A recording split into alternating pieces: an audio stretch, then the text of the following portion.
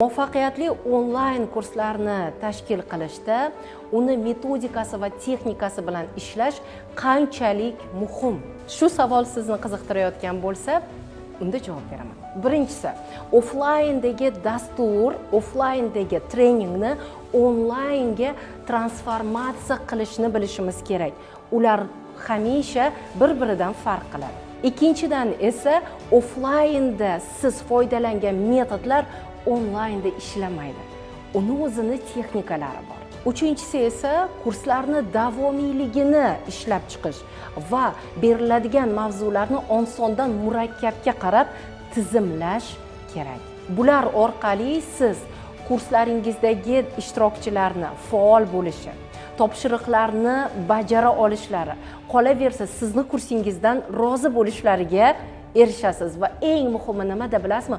Kurs natijasi 60% dan yuqori natijaviylikni ko'rsatishni boshlaydi. Agar siz ekspert yoki prodyuser bo'lsangiz, unda meni sahifamni kuzatib boring. Aynan kurslarni tashkil qilishda o'ziga xos texnika va metodlarni o'rganib borishingiz mumkin.